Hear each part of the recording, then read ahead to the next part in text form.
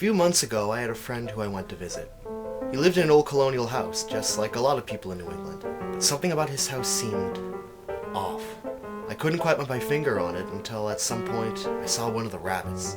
The rabbits. They were everywhere. Every mantel, every table, every dresser, every windowsill.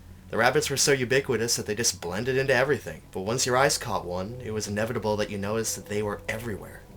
I asked him, as politely as possible, "Hey, what's up with all the, what's up with all the rabbits?"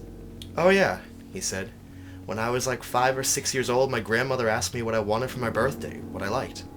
I told her I like rabbits, and so she got me a stuffed rabbit.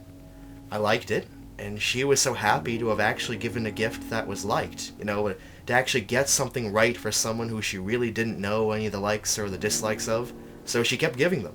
Every birthday, every Christmas, every year. Every Easter was pretty rabbit applicable too, and sometimes I would just get rabbits in the mail for no apparent reason at all. Funny thing was, a lot of these rabbits came in really, really old packages.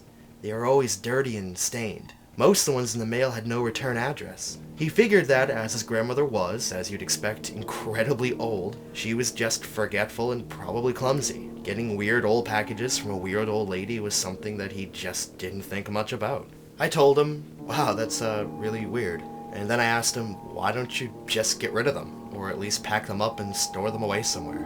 He said that he tried that, but every time he did, before he knew it, they were back. He said that, I'm sure that my mom or someone brought them up from the basement if she knew that my grandmother would be visiting, so it wouldn't hurt her feelings or anything like that. I asked him how many times he'd done this.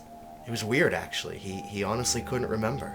Eventually, I stopped asking him questions when it became clear that he didn't want to talk about the rabbits anymore. Finally, he just cut me off and said that, "Listen, when it's your own house, you just don't even notice them anymore." A short while after that, he said he wasn't feeling very well, and so I excused myself and drove home. A few nights later, I started to have nightmares about the rabbits. They were all different kinds of rabbits, some from my friend's house, some that I'd never seen before.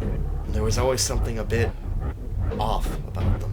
The nightmares became more intense as they became more frequent, and as the weeks turned into months, I finally decided to call my friend and talk with him about it. I felt silly, but I figured that if I just told someone else, someone who knew where the rabbits were from, maybe we'd both have a good laugh and I'd stop thinking about them so much. But when I called his cell phone, it had been disconnected. I called his home, and an elderly lady picked up and said that my friend had been very sick.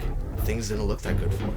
I asked her what happened to him. What did he have? And she said that he'd been in the hospital for about 2 months, which was about as long as it had been since the last time I'd gone to visit him. I was, as expected, concerned. I had no idea anything bad had happened, and then when I asked if she was my friend's grandmother, she just hung up. A few days later, I found a package on my door. No labels on it. Actually looks like it's been sealed up in an attic or someplace for years. Try to convince myself that I should just, throw it away or just open it. Even if there's a rabbit inside, that wouldn't mean... it's not like if I threw it away it would show up my door again. Even thinking that's so ridiculous. My friend hasn't gone back to school this semester, and every time I've tried to call either his cell phone or his house, there's no answer. Every time I drive by his place, there's no car. No lights on either. Even thinking about if I open the box that he might not... if something were to...